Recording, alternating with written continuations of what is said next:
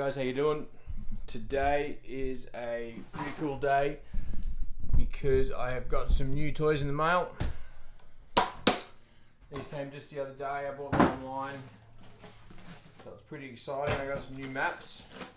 So obviously we're doing the 10 deserts in a couple of months' time, and not only are we going to be crossing 10 deserts, but we're going to be crossing through dozens of different tribal lands of the First Nations people. So I got these maps in the mail. I saw them online. I thought they were going to be really good, so I'm going to trace out our route through those. And today I am going in to talk to some special people, and I'm going to head over there now, so I'll film all that and we'll go have a chat with them. Yeah. All right. Reason why we do radio, not TV. Check this out, guys. I'm here in the studios, 3K&D, with friends of Wendy and Pete, our hosts. Hey! They've been good enough to get me in today, and we're going to do a bit of an interview, talk about all the cool things coming up. So stay tuned. This is going to be heaps of fun. Cheers. Cheers. That place is amazing. We're going to be on in about 20 seconds. Yeah. Yeah. Here we go. Yeah. Woo. What time's the radio? What time's it go to air? Oh, no, it's going live now. It's going live. It's going live. Okay, That's no why swearing. No swearing. We're ready after this next... Mental load. Yeah. That's how come I went, oh, the news is on. Yes, always the news comes on. With friends, And then with we- Wendy and Pete. Then a bit of How premium, cool's that? but we'll go straight in. How cool is that? Welcome. I love that intro. Well, you know what? I know I love car as well. Yeah. But it's like we haven't been here for years because it's been like 2 It weeks. seems a long time. Seems a long time. Yes. People are wondering where we've been. But we're back. Welcome to 3K&D, Cool and Deadly. You're listening to Friends with Wendy and Pete. Yeah. We are super excited because one, we're back in the studio. Yeah. We love our show. We love our listeners. We love everything we do, and the sun is shining. But we're even more excited. Well, Yeah. I'm a little more excited, I think, because I've done some reading. Yeah, I haven't. Because I haven't let you have the book. But you've let me know a little bit about I'll it. let you know a little bit about it. I Yeah. know, because I'm super excited. Yeah. We have the incredibly, I'm going to say talented, but he's more than just what we're speaking to him about today. You have to understand this, people. We're talking with the wonderful Benji Brunden.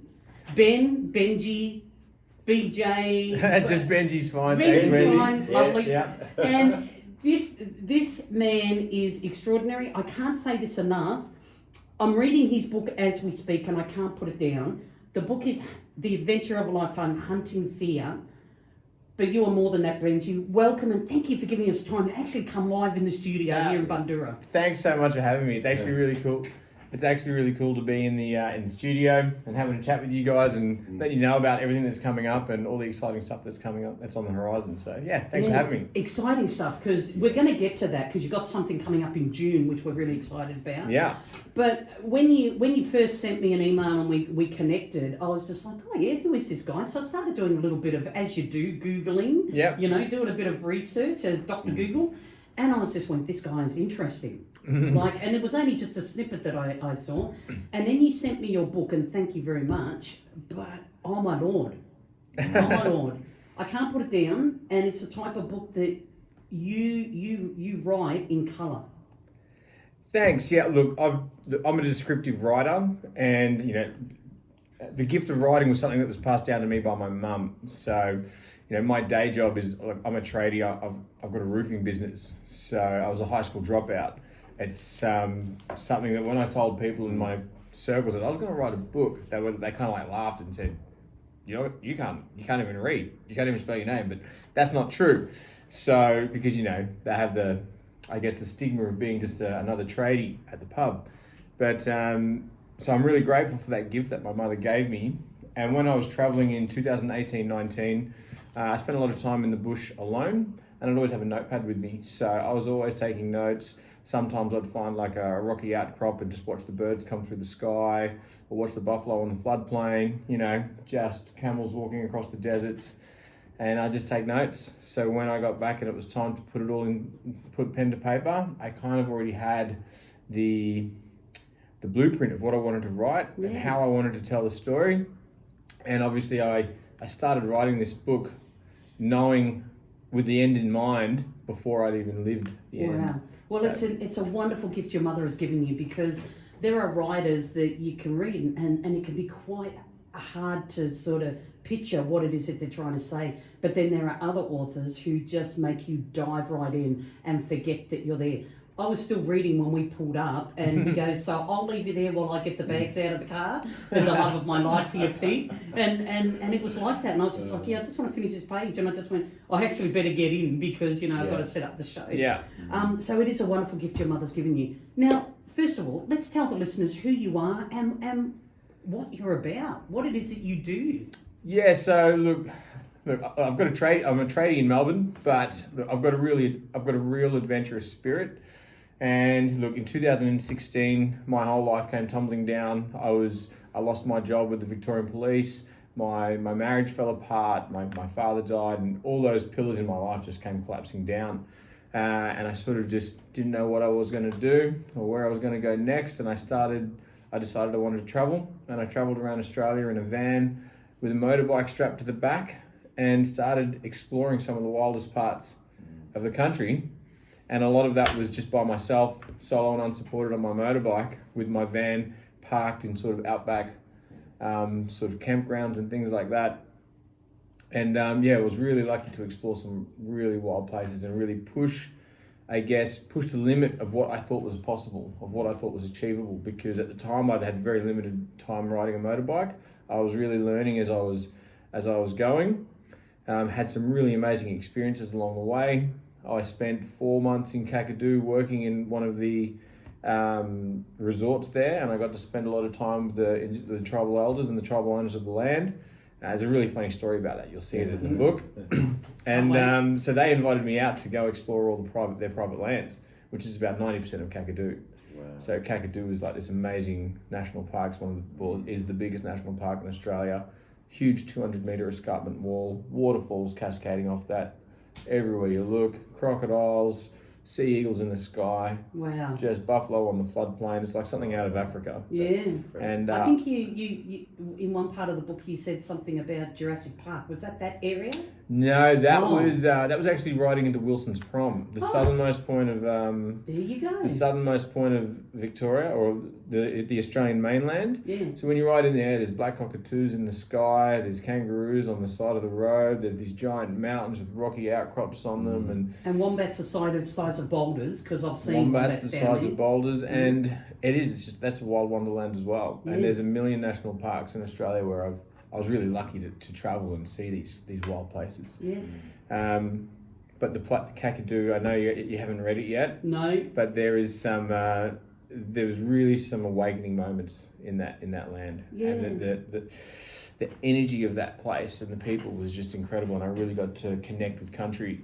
And it was really like, obviously after the passing of my father and my marriage breakdown and all those other things, for me Kakadu was like a place of great healing. Yeah. So look, it's kind of the book tells a story about I guess the climb out of the gutter of life and redemption and all those things, but it's also a bit of a spiritual journey as well, because there was my life before these adventures, and then ever since I've just gone with the flow of the universe, and it's opened up all these doors, and now we're planning new expeditions into the vast interior of Australia again, which is all happening later in the year, and now it's just all happening. And I don't feel like I've got any control of it. I just have to do it because I'm compelled to do it now because of all the energy that's coming my way to make these crazy adventures happen. Like even like coming in and talking with you guys today, and who knows what will come from this. And it's just been a wild ride. Absolutely. Really wild. It's really interesting that you say that it was quite spiritual for you and healing, because when I did the post up about you coming into the show,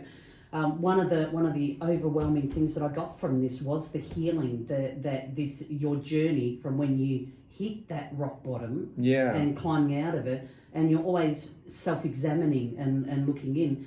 The one thing in this book, readers, and you have to get it, The Adventures of a Lifetime, Hunting Fear. I kid you not, I'm an avid, voracious reader, and Benji writes in colour. And if I can describe it any other way, you're actually living and being there where he is. But one of the things that I got was that you constantly are looking at ways of self-analysing. But there is one thing that I will say. I love your two voices. We all have those voices that, Yeah. that sort of urge us on. But when the voice was trying to tell you, turn back, it's too hard, go, it would say, Benji, turn back. But when it was that other voice urging you on to keep going and persevere, it was Brandon. It's Brandon. Brandon. Yeah, And the other one was Benji. Come on, it's too Yeah. hard. So it was interesting the way you say that. What did you pick up on that? No, look, it's something I've always done. Even when I'm working or playing a game of football or in the boxing gym, whatever. That get up, get at him and go after him voice is always like, come on, Brandon, move, keep going. Then you have that self-deprecating voice that, tells you can't do things and that it's too hard and you should give up, and you find all those reasons why to turn around and turn back.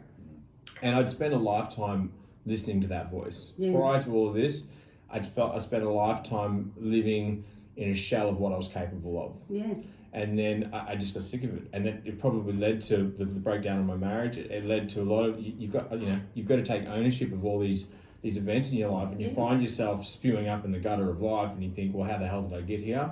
You just got to it gets to a point in your life where you just have to own all the decisions in your life, and stop passing blame. And that voice, that get up, get after him, stop complaining about your life, stop making excuses. You chose this life. You're here because for no other reason than yourself. Get on with it. Get moving forward, and make your dreams come true. Yeah. The other interesting thing I found about your book, it was that when you were in the midst of it all, and you were saying, and again, in hindsight, we all say this: we should have noticed these things. But obviously, we're in the middle of it. We're in the middle of chaos, and you don't have the capacity to recognise it. But it was really interesting when you were saying how. Especially when it come to you writing the book, and the police had decided to stand you down. When you were writing the book, your best friend who you lived with his parents, when they were sort of saying, oh, we're a little concerned about you writing this book, and you weren't paying attention to them. You're just going, we just want to write this book. And in hindsight, because they're people that you love and respect, of course, and normally you would listen to them, but because you weren't in that space, you were just like going, oh no, it's all right, I want to write this book. And yet it worked out that, as you say, you're in the right place. Things happen for a reason. Yeah. You weren't meant to be in any of those professions that you tried for. Absolutely not. Because all these barriers were set up. So you've got to listen to those things. So something I've really, the universe will give you nudges, and put things in your path. Like if you're on the wrong track, and sometimes what seems like a setback or a failure, it might just be that it's opening the way for a new path to open up. Yes. And in the moment, especially when you're young and you're not aware of these things, people can, get down that they want to do something, but the universe has a different idea, and that this isn't. So, for your listeners, mine was I always wanted to be a policeman or a fireman or whatever, and I kept losing my license for stupid things like seatbelt fines or small, or I would miss out only just in the final interview or whatever the case might be. All these roles kept getting shut down, and I think it's just because they were government jobs. But so I think for me, the universe had a bigger plan for me. Yeah. And then it just, when I decided to go on these adventures, well, then the first thing that came into my life was this van, and it was the first van I ever looked at. I didn't even look at another one. And then I went and saw a guy about a motorbike that was right around the corner from my gym, and the motorbike was the perfect tool for the job. With the white grills and all the accessories. And it had a whole bag of motorbike gear that just fit me like a glove, and a tow rack, and it just slotted straight into my van, and then I was just ready to go. And only for $3,500. $3,300. Yes. Wow. So it was a $4,000 with 12 months rego. That's a cheap ticket, isn't it? But meant to be. It was like the Adventure Riders starting pack with a bag of gear as well. Wow. So, and good tyres. And so those are the things, when I started to move on the right path through life, things just started to fall into place. And then I talk about it in this next chapter, where I'm having a conversation with the guy at the bar, and he goes, why this life, Benji? And I said, you know what? When my marriage broke down, I just put it out. I asked the universe. I prayed to the universe to give me an adventurous life. Just get me out of this pain and suffering that I'm in. And then the universe answered, heard me, put a van in my lap, put a motorbike on the back, and dropped me deep in the heart of the wildest national park in the country. So it would be criminal for me not to go out and explore this wild land. I have to do it. So I was compelled. And then I'd be going out exploring, and I'd see some of the most amazing, incredible experiences. And I just thought, I have to share this with the world. This is, I mean, even the stuff on YouTube, it's insane. So, and I just had to do it. It wasn't even a choice in my.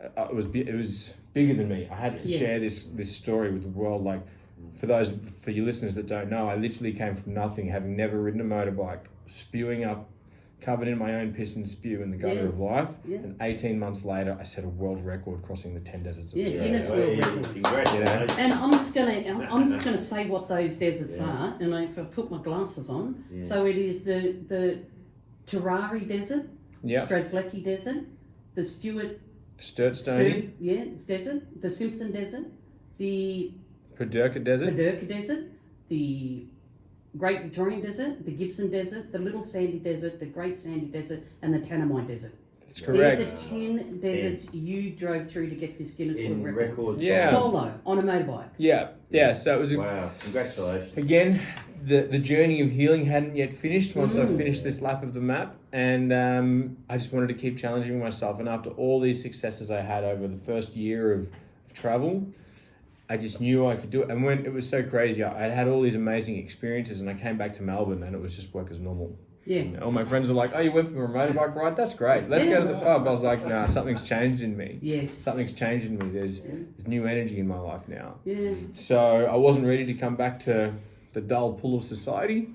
And plan this next expedition across the 10 major deserts. So the Australian deserts cover an area of 1.5 or 150 million square kilometres. It's one of the biggest desert regions in the world.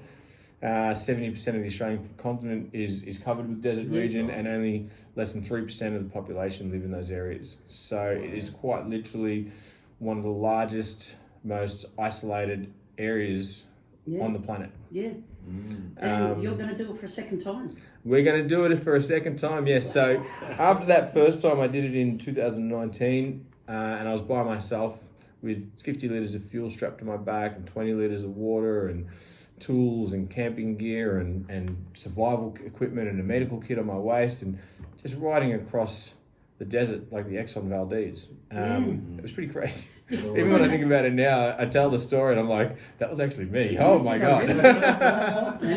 And at first, when you first did these things, you did it without an EPIRB. Because in the beginning, book, in the beginning, you did it without an EPIRB. And that is, as the husband, wife, and the child that you met at one of the resorts, caravan parks, he just went to you, oh my God, you have BALLS. You have those in spades. I think at that time in the early days, I really had this monkey on my back about my self-worth was in the gutter after losing everything and my family like bailing on me, which was really sad. It is sad. But it was just, it was just a matter of self-worth. And we talk about mental health. I'll talk about my own mental health quite openly, that I've struggled with my own depression and anxiety, especially through those dark times. And I'm here for anyone if they want to reach out and have a chat to me about that, because I've been there.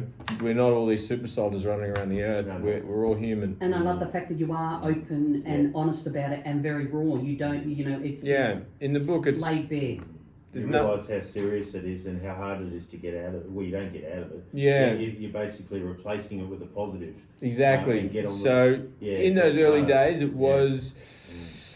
I just really had that monkey on my back, and then the guy was like, "Mate, you've got to get one of these. It's an EPIRB. It's going to save your life." And thank God. Very next town, I got one, and I've still got it. It comes with me everywhere now. Yeah, brilliant. But now look, and I've also refined the desert travel a little bit. I've got a few little tricks up my sleeve these days. Different bike, different setup, all the gear. Still no idea, but a little bit safer. But you know what the thing that I loved about when I first started started reading this book, and as I said, I'm only 93 pages in, people, and I want this show to end so I can keep reading. Yeah. Right, I really do, and I don't say that lightly.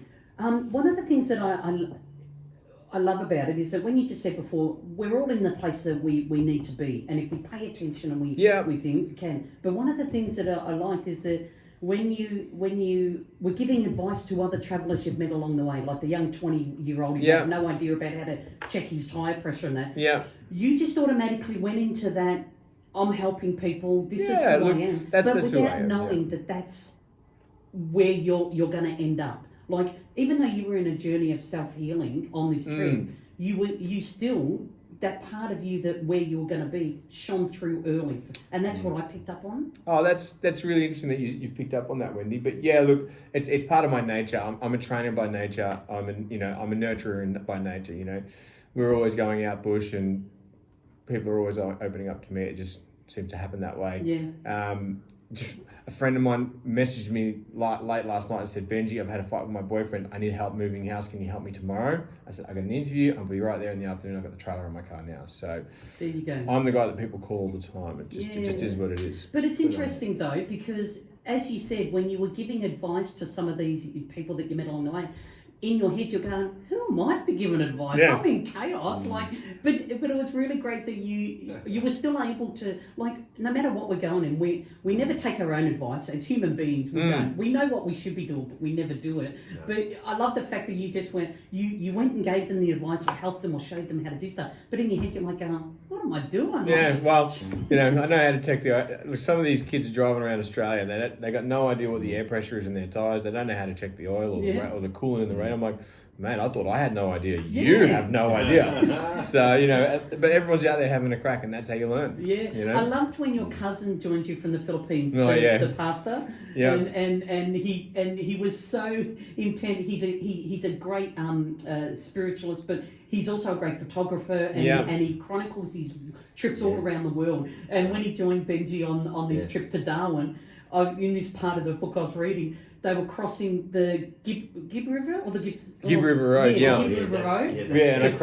The Pentecost River. Yeah. And anyway, Benji had never done it before, so he quickly Googles and YouTubes how to cross the river. On a motorbike, So the first time he does that, he gets across and he's on the other side and his cousin's saying to him, and listeners, I know I'm telling you a bit of the story, but it's great. He gets across the other side and the cousin goes to him, Benji, can you hear me? And Benji's going, yeah, and he goes, you've got to come back and do it again. So Benji thinks, okay, great, so he crosses the river, unaided, going, great, I've made it cross. And he goes, no, the cousin goes, no, you've got to do it from this end, so I'll chronicle and we've got to you gotta get a perfect But in the shot. meantime, it's crocodiling first. Yeah, so for the listeners, it's I didn't know at the time, but the river was in full flood. So normally the Pentecost River has a small island in the middle, but it must have been a 200-metre wide crossing. Yeah. And so, look, my cousin had this amazing camera equipment. So if you scroll back through my social media far enough, you'll find these photos of the water coming up over the handlebars, and it looks like a submarine. And I'm just sitting on it like,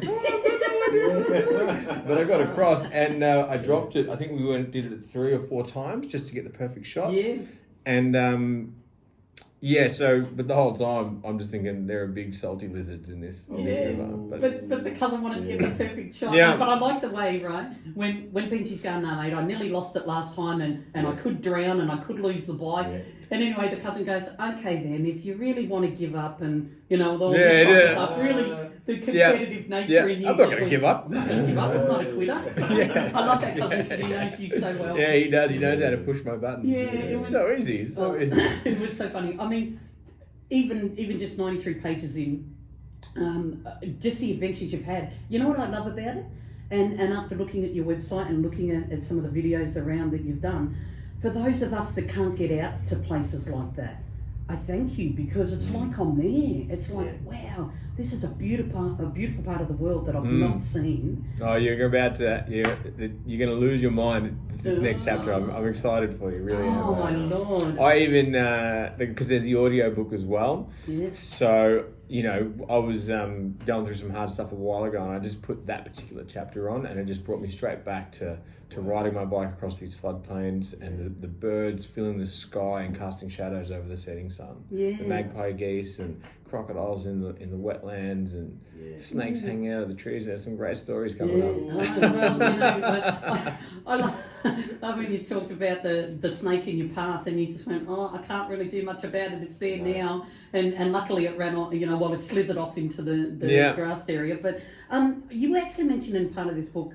When you went to Monkey Mia, and someone said, you eventually went to Monkey Mia, and you thought, this is going to be beautiful because I've heard so much about it. Yeah. And it's a tourist mecca. There are millions of tourists. I'm exaggerating a little, but and then by the time you get to feed the dolphins, there's a line of 100 people. Look, it's exactly that. It's like a tourist. It's like a theme park. And that's great. We're not criticising those people that go and do that. But when you went there, you immediately turned your bike around and just went, this is not what I'm here for. Mm-hmm. I'm actually here to... This is not my journey. Yeah, that's exactly right. This is not my journey. So, and the reason why I brought that up is because a lot of people go somewhere and think that that's where they're meant to be. But when you have that feeling, don't be afraid to sort of go, no, this is not right for me. Yeah. Something's not right. The brochure tells me I should be here, but my gut tells me otherwise. Yes. Very commercial. It's very commercial. I went there in about 85, and it was already like that. Yeah, perhaps. Look, when I got there, maybe I thought to myself, look, this is neat, but this is something I would take my kids to one day. Yeah. But so it's not. I don't need to experience it today. Yeah. But one day I will with my kids, and I get to live through their excitement. Yes. And that will be exciting. So Monkey Mia is a beautiful place to go if you have kids. Absolutely, yeah, no, and that's the thing. It was the same as when you said you were going back up through the Pilbara region. You grew up in the Pilbara, so that wasn't where you needed to be right then. So you sort of skip through it, and then went on to the next place where you hadn't been yet. Again, sometimes it's all too familiar if you get stuck in that same place. Or you keep going back to where you were. It's nice to revisit, but yes, sometimes you've got to move forward. I've really learnt to listen to my gut. My gut was telling me 1,000 times to not pursue certain careers and not pursue certain paths in life, and those doors kept shutting.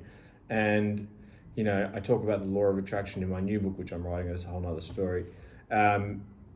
But the law of attraction and listening to the universe and accepting the gifts that it brings you, and there's lessons to be learned in everything, and there's gratitude to be had in every aspect of every day. Absolutely. And your whole life and the whole world and the universe you live in is all a reflection of your mindset. Absolutely. Exactly. Yeah. It's and I've always done that. You've got to trust your gut instincts. Again, I liken that. You come up to Monkey Mia and you turn around because you just go, it's not for me. We and we're using it as a metaphor, but it's true in lots of different things you come up against. You have to go, this is not right. Something doesn't feel right. Or it's even like they say with animals and children, if they don't trust someone, trust that.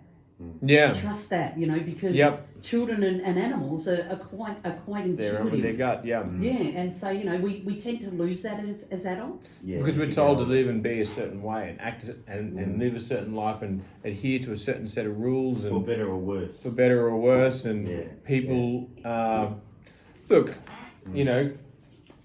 like comfortably numb, I guess is a great way to describe it. Yeah. And I'm so grateful for the experiences I've had, because I've brought people since coming back, and other people have read my book. I've showed people some of the wildest parts of this country. Yeah. And we're about to do it again in June this year. Again, after 2 years of COVID and the lockdowns, one of the things that saved me through there was all the planning and the logistics to take an expedition of like-minded people across the 10 deserts again. And we are well and truly into the planning phases of that. That's actually one thing awesome. I was just going to ask you about when, and we'll talk about the expedition in a moment, but I just wanted to just ask you one thing.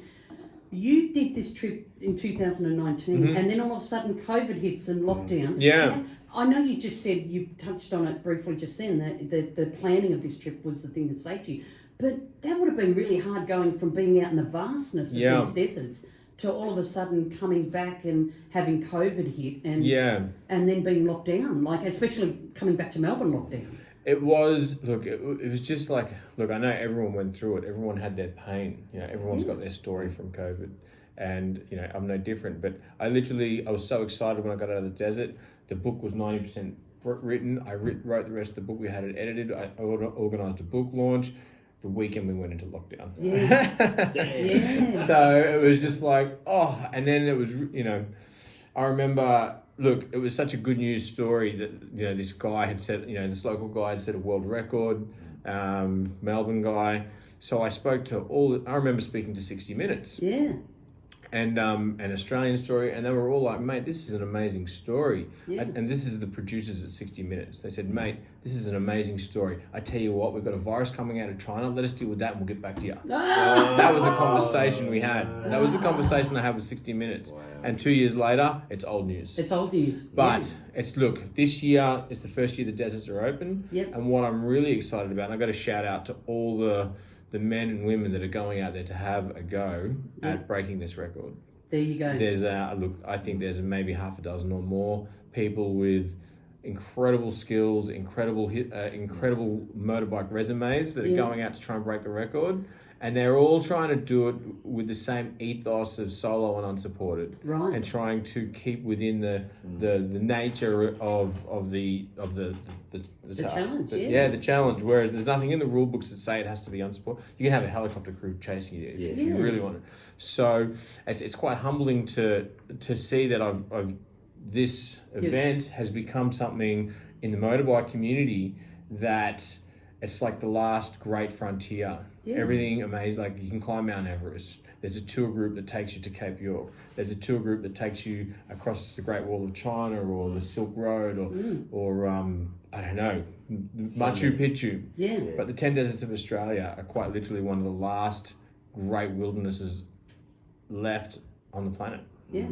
It's going to be so. These guys, I take my hat off to them. Good luck to them, mate. Yeah. Jeez. You know how hard it was. I think they're realising now as well with the logistics. Yeah. They they are really like I speak to them quite often. They're always asking me, "Hey Benji, when you got here, what did you do? And what about this? And how'd you deal with you?" And so I never really gave myself the credit because I just thought, doesn't everyone do this stuff? Like, because I was quite new to motorbike riding. Of course, that's the other amazing thing. And you weren't a professional motorbike I'm certainly rider. I'm still not a professional motorbike rider. But you're gutsy. I'd like to say, look, I'd like to give things a go.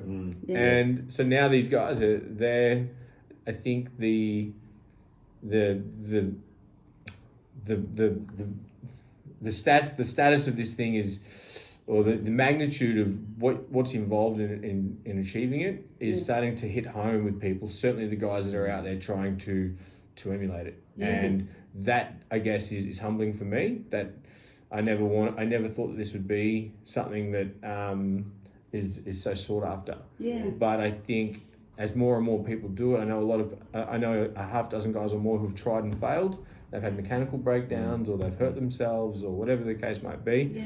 So it's becoming, it's going to be the last frontier. It is the last frontier. To know, apart from the fact that they want this challenge of breaking the record, I wonder what other motivations they have for doing it. Whether it's, again, have they had the same experiences you may have had that they may have had, or something similar, or is it the stories? Yeah, no, look, vary. I've spoken to men, and even the guys that are coming on this expedition.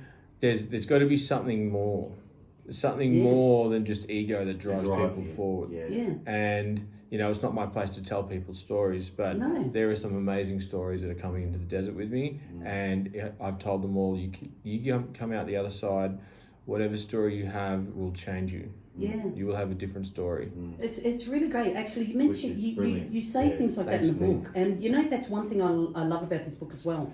At the end of each chapter, you have sort of like a key to guiding people through some life things, and things I've learned about life, getting through some hard stuff. Yeah, and I really like that because it's like going, okay, this chapter's happened, and it's fascinating. But then you have these little keys at the end, and they're like great. A reflection. Yeah. Yeah, and I also like that you were saying your purpose. Why are you doing it? And we were just talking about it, and you did an analogy of like, if one of your goals is to be a millionaire,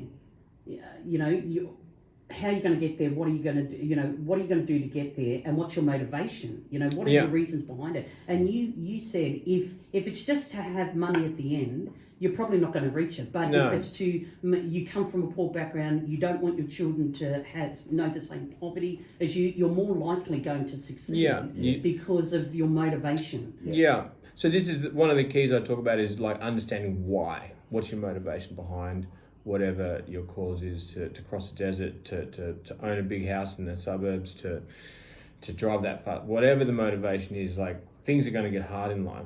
There's going to be setbacks, and life is a challenge on a daily basis. You wake up in the morning, the first thing that's going to challenge you is that morning wake, is that alarm clock. So you're going to be faced with a dozen challenges every day. So to put yourself out into it, to have the courage to put yourself out into and push yourself to set goals and to achieve the goals and the things you want to do, and try and stay focused on them without getting distracted by all of life's distractions. There needs to be anchors. There needs to be anchors you can check in with yourself with. Like when I wanted to do the 10 deserts, there was a lot of time I had to spend all my money on building my motorbike. I'm certainly not rich by any stretch of the word. So I spend all my money on building my motorbike and getting myself fit. And my friends would be, let's go to the pub. Yeah. And I'd say, well, is this aligning with what I want to achieve? And is this going to bring me further away or bring me closer towards my goal? So you kind of have to make that lonely choice and say, well, you know what? It's a Saturday night, but I'm going to stay at home. Yeah. And that gets lonely at times. And sometimes it's hard to find like-minded people who are willing to do the same. Because especially at that age, in your early 30s, guys are still going to the pub and it is still a laugh a minute. So, and everyone experiences that. Everyone's got distractions that are taking them away from their goals and pushing them to lead a mediocre life. Yeah. And everyone does it and everyone struggles with it. So understanding things like anchoring back to your why or your purpose, those are the things that can help keep you focused on what you want to achieve. Yeah, absolutely. Again, you are many things. You are a tradie, you are an author, you are a motorbike rider, you are a Guinness World Record holder, you are a motivational speaker, you are a videographer. You are wow. I know. How cool is that? But you know what I mean? Like we are more than what we think we are. And your book and your passion. Again, it's not a sales pitch, but you truly are more than what you thought you could ever be. And that's the same with all of us. I think there's a message there, isn't there? Yeah. Look, I think everyone has those limiting beliefs of what they're capable of. Certainly, look, I never grew up in a wealthy family. My parents were poor. My dad was an alcoholic and my mum was a single mum with 3 kids. So we never had food and we never had money. Yeah. And, those are the realities of everyday life growing up. So there was a lot of limiting beliefs. There really was about, this is my life and this is what I'm born into, so this is what I'm worthy of. And I think it needs, there becomes a monumental shift. There was a monumental shift in the energy of my life that, compelled me to take this other journey. And then I started to realize, just through my actions of all the things I could do. Yeah. And a rock solid work ethic. Yeah. You need that. Absolutely. So, and if I can do it, then anyone's capable of achieving greatness in their own life. And there are still unanswered things. Another thing I talk about in another book I'm writing, because another thing I talk about is one thing I always anchor back to or reflect on is the 5 key pillars of life. And those are your mental health, your physical health, your career, your friends, and your relationships. So when one of those key pillars falls over or one of those cups pours out, the other 4 can help fill that cup. Like if your relationship falls over, well then your friends, and maybe you can focus on work or your fitness, or if you lose your job in your career, your friends and your relationships and your family, they can all help you pep those things up. Yeah. In my particular case, when I lost my job with my career with the police force, my family fell apart, my marriage fell apart, and with that, all our friendship circles went, and obviously my mental health and my physical health all slid. All your pillars are gone. All my pillars were gone. And the only thing I had to kind of rebuild myself was a motorbike. And that motorbike was the vessel I used that projected me into this new life. Yeah. It also seems like you found all this positivity and the new life from being quiet and alone. The desert is a place of immense healing. You get a lot of time for self-reflection. So no distractions. No distractions, and you just get, I understand this. You form a real relationship with the land. Yeah. You wake up when the sun rises. You fall asleep when the sun sets. You eat lunch when there's no shade on the track. Yeah. You feel the earth move under your handlebars. You feel the temperature change. You smell the roadkill in your helmet. Yeah. Which is an important one because there were times in the desert where I was running low on food. So roadkill was an option to keep moving forward. Yeah. And I thought I'll just cook this stuff on my exhaust. Yeah. I lost nearly 20 litres of water one day hitting a tree, and I had to recycle my urine and drink my urine watered down with Barocca. And you're having these experiences and you're just surviving on your own wits and your own grit, and that's character building. So it's a wild ride. Wow. I just need to let the listeners or anyone who's tuning in that doesn't know, we're talking with Benji Brunden, and this is Friends with Wendy and Pete here at 3K&D, Cool and Deadly, because sometimes some people channel surf as they do on the radio, and we want to let them know just who we're talking to, the deadly man that you are, and which station they're listening to as well, because sometimes you just don't know. Benji, I'm in awe of what you've done, but also how you've been able to present that in a non-condescending way. Because a lot of times I listen to motivational speakers and I just go, that's really not achievable. That's really not something that can be done. But reading your book, and as raw and as open and as honest as it is, it's realistic to me. Because again, you do write in colour, and I'm able to visualise it. For me as a reader, I'm actually believing what you're saying. You to me, after reading the book, it sounds genuine, but now after meeting you, it's even more genuine. Yeah. Thanks, Wendy. But there are some speakers out there that I go, oh my God, he's just wanting to sell a book. Well, he's just wanting to do whatever. I thank you for that. Yeah. Look, here's a note for any of your listeners. If you ever want to get rich, don't write books.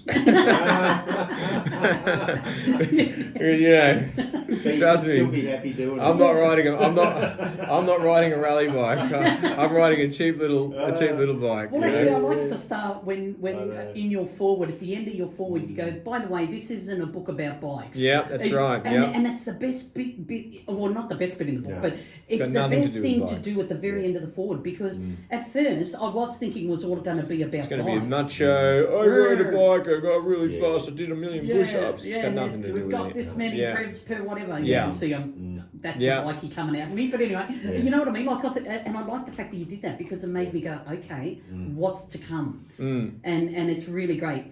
Let's talk about this expedition, through Central Australia, through the deserts again in June. Look, so it's exactly that. It's going to be the first of its kind. And again, when I announced to the universe, this is what we're doing, and for 2 years in COVID, we were going to get locked down again. I don't know what's going on. There's all this unrest, and obviously there's self-deprecating thoughts comes in, and the little voice comes back, just stick with roofing. You're good with roofing. Just live a happy life. And like, Brunden, get out on it. And no sooner had I announced to the world that I was going to do this thing, a friend of mine said, "Hey mate, I'm selling my army truck. Do you want it?" I was like, oh. And I was thinking to myself, how am I going to buy this army truck? And then a guy rings me, "G'day, Benji. You've inquired about some finance on a fire truck about 6 months ago. Do you still want the finance?" I was like, yes, I do.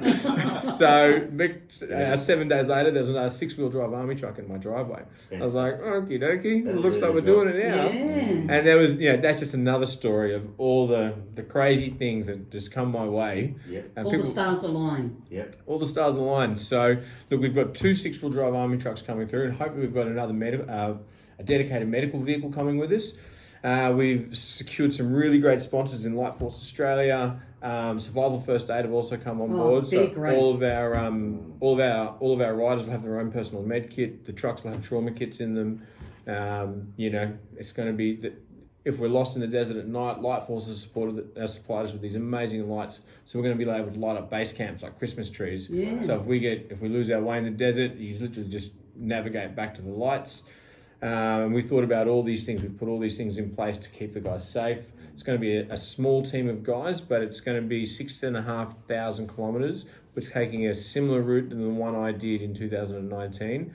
And we're going to literally take some of these people into the wildest, most untamed parts of the country. Yeah. One of the largest stretches of, we're going to do nearly 1,000 k's of desert terrain without resupply.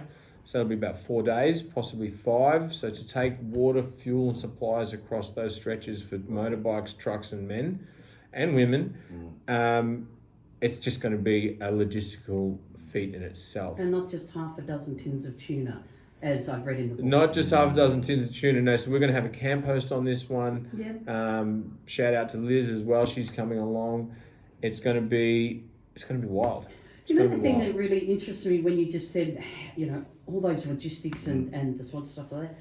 It's funny, when you first did your trip, you just literally went out with no EPIRB, but it's interesting when it's just you never thought about, I've got to make sure that I've got this and this to keep myself safe. But isn't it funny when you've got other people's lives in your hand, you really go that extra step to go, I've got to make sure these people are safe. Look, for me, initially the challenge in 2019 was to see if I could do it. The challenge for me in 2023 is I just want to step up and lead. Yeah. I want to be a leader, and I want to show these people, I want to lead by example.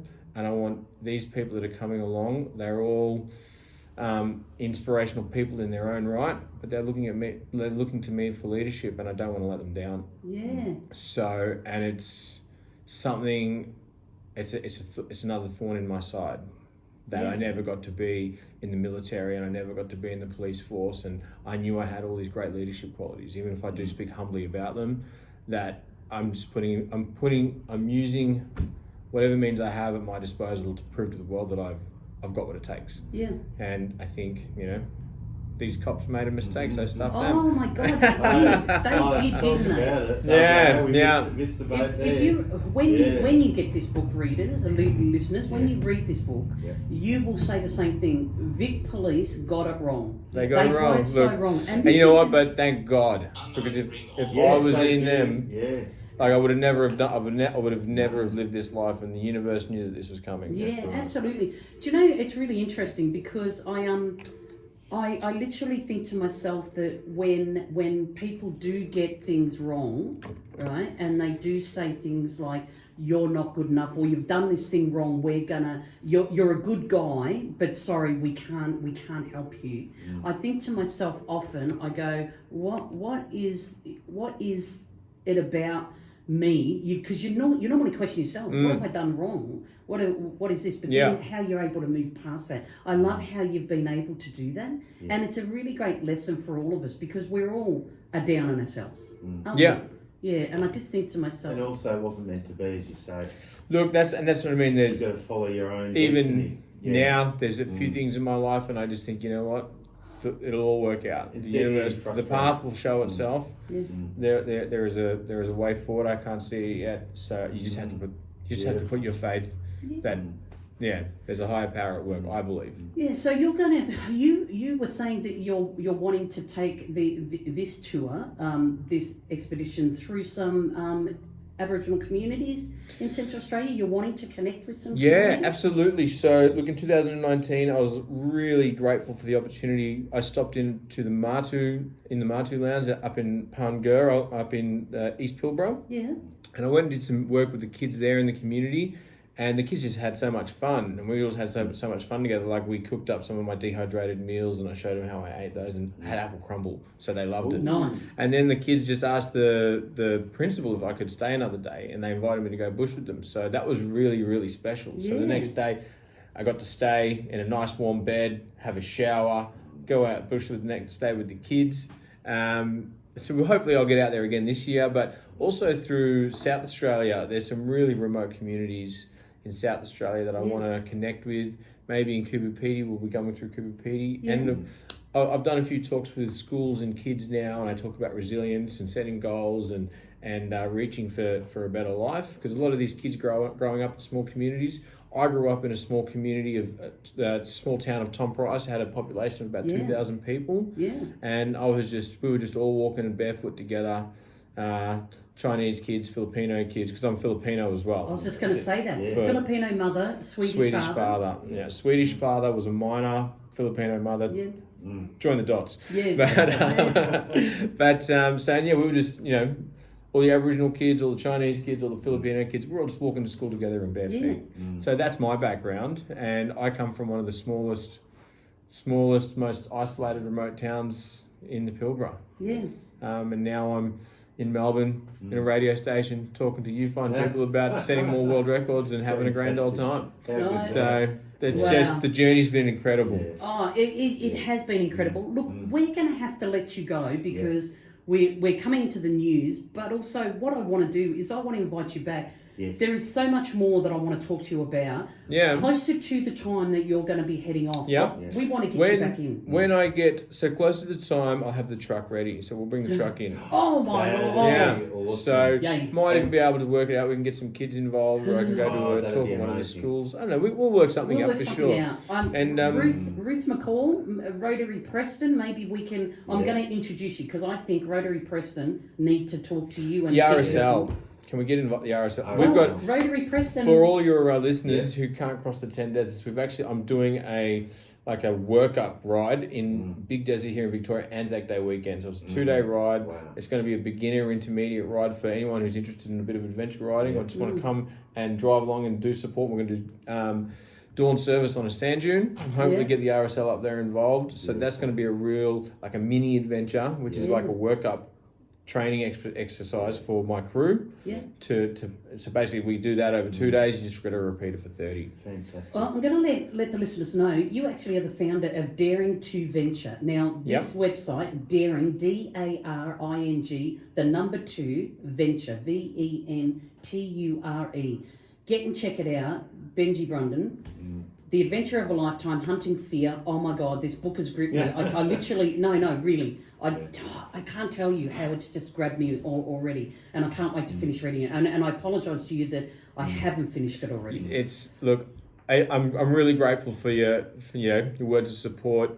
It was an incredible adventure. So, and I'm so grateful that I've actually got to put it on paper and get so other people can relive it. What a legacy you're leaving behind. You still got a lot of years, but you know what I mean. Hopefully, the legacy that you're leaving is incredible, and that's something to be proud of.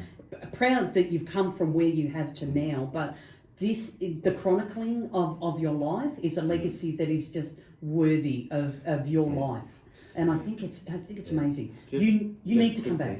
How do the listeners get their hands on this? Oh, yes. How do they get a copy of this? Yeah. Look, you can go to my website, daringtoventure.com.au. You can get a copy there, and if you buy it on the website, I'll send you a signed copy myself. Wow. You can also get them at Amazon. Dimmick stocked them as well. There's the audiobook is on Audible and all the audiobook channels. Any sort of online platform will sell them as well, but if you want a signed copy, you get them at the website. And any of the listeners who may not have a computer and you want that information, I can give you, if you call me in the office Monday to Friday, 94711305, I'm more than happy to pass on the details, because seriously, you have to read this book. You have to know about this guy. I literally cannot tell you, I've become a huge fan of you being a good human, but what you come through and the lessons you can teach, people need to hear it. So Ruth McCall, yes, I'm going to be putting you in contact with Benji Thank you so much, Wendy. We're literally going to go into a couple of ads and a song to take us into the news, so we can say goodbye to Benji and give him a big hug again. You've been listening to Friends with Wendy and Pete. We've got another hour to come on, but we're going to let this man go. Thank you so much, everyone, for tuning in, and I hope you've just been as excited as what we have been. Thank you, Benji. Thanks, guys. Thanks so much for having me in. I appreciate it. Beautiful, well done. That was sweet. Did you like that? Yeah, that was great. That was good fun. Awesome. That was good fun. Yeah. I'm sorry, but we're actually expecting another phone interview soon. Yes. And oh my God. That's all right. But we'll have to have you back. Oh, guys, and it's exciting what's coming up. Look, it is. I can't tell you, like Fantastic, literally, I'm You can come up to Big Desert Anzac Day if you want. Can you do a radio show Well, remote? we could, but I meant to say that because it was hard to decide, especially at the end. But I was going to ask you, is it going to be filmed? Obviously, it'd be like GoPro and all that. Let me get this. Hang on, I better turn this off. yeah. Yeah.